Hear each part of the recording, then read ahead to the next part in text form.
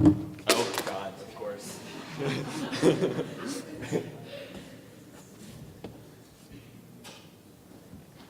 I might have turned it. I'll be very sad if I just broke this. I'm so sorry. Oh, I think the batteries came out a little bit.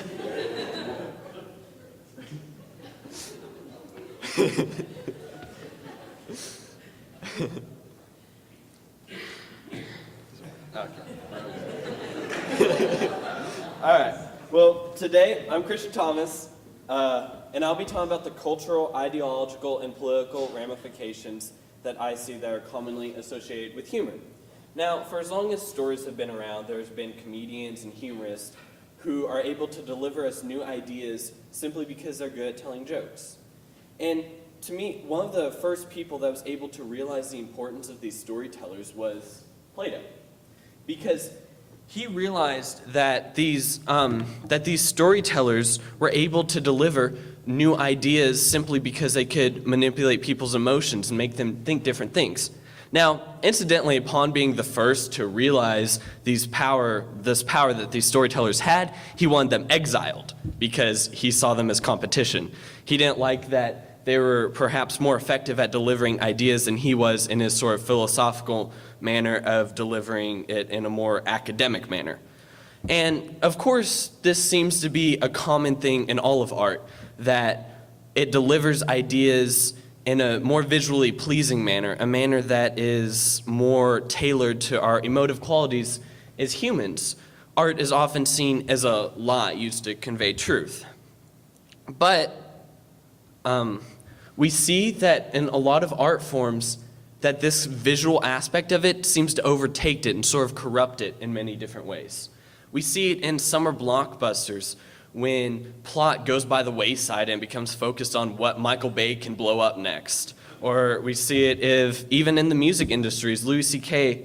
has pointed out that isn't it weird that every single person who's a musician is beautiful? You think there'd be at least one ugly guy with a guitar, but there are zero. I mean, come on, you look at music videos, it's Adam Levine's as far as the eye can see. Now, I'm not one to complain. I've seen Adam Levine, he deserves to be on stage. I have a signed guitar, I'm dead serious. But when you look at comedy, it's great, such as the Rodney Dangerfield, who, very funny guy, but he probably wasn't asked too many times in his life to go on a catwalk. He got no respect. But of course, comedy itself is an idea that oftentimes gets no respect. And now, maybe not so much in the sense like Plato, where you have a bearded philosopher in a toga knocking down your door for telling a joke. But a lot of times you see every other week on the news this segment about, oh, did this cartoon go too far? Did this comedian cross the line? Even comedians themselves have pointed out this idea. Ellen DeGeneres has said, most comedy is based on getting a laugh at someone else's expense. And I find that that's just a form of bullying in a major way. So I want to be an example that you can be funny and be kind and make people laugh without hurting someone else's feelings. Now, to me, this gives a generalization of comedy as being unfairly mean, which I don't particularly agree with. I see bullying and comedy as being something very distinctly different. Bullying to me is picking apart one person, criticizing that one person. But comedy is more about critiquing the nature of what makes us human. If you look at the great comedians, the most famous ones, their audience is a very representative sample of the population. And that means that it's people from different cultures, people from different walks of life. If they were to pick apart one specific person, that specific subset wouldn't be a part of their audience. So instead, they pick apart all humans, all different thoughts, all different ideas. But people still might ask, well, why do they need to be mean? Why be fairly mean to everyone when you could just be nice to everyone? What is the need for these harsh comedians like George Carlin and Louis C.K.? Why can't we stick to the tasteful prop humor of Carrot Top? Well, to me, the reason for this is we have to remember that these comedians, they might be mean, they might be cruel, but they make us laugh. Their goal isn't to make us cry. You can't make money making people cry. Unless you're Titanic, which incidentally made a couple $1 billion. But that just proves that James Cameron can convince a couple million people to pay $10 to feel sad. But comedians can't do this. They don't have this luxury. Comedians have to make us laugh, even if it's while they are criticizing us. And the benefit of this is that while they point out some of our flaws in logic and some of our strange ideas, is that we're able to laugh at ourselves. And when a comedian makes us laugh at ourselves, whether consciously or subconsciously, we admit to ourselves, wow, I am silly in this regard. I don't entirely make sense right here. And the reason that this is so important is that it creates an open mind. When we realize that we are flawed in certain senses but still hold true to our opinions, we're able to empathize with those that disagree with us. And this is so crucial in a society that is so obsessed with being open-minded, but often seems to not understand what it truly means to be open-minded.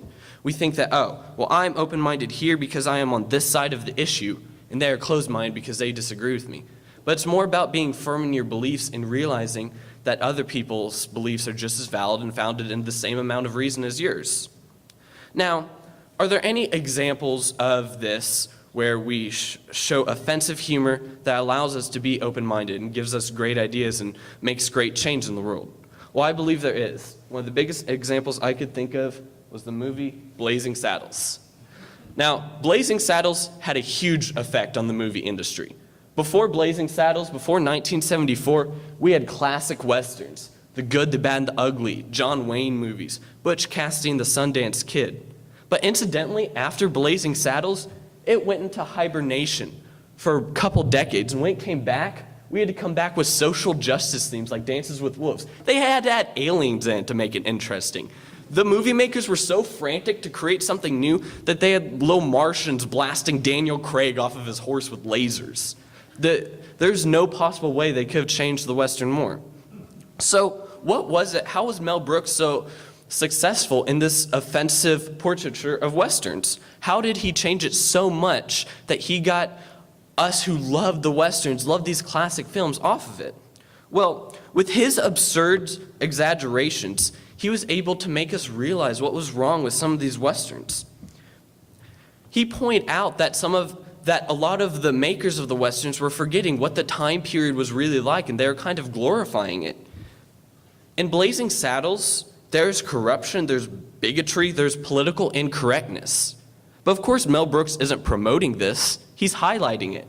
He's making us realize where the ignorance in the Western movies lie.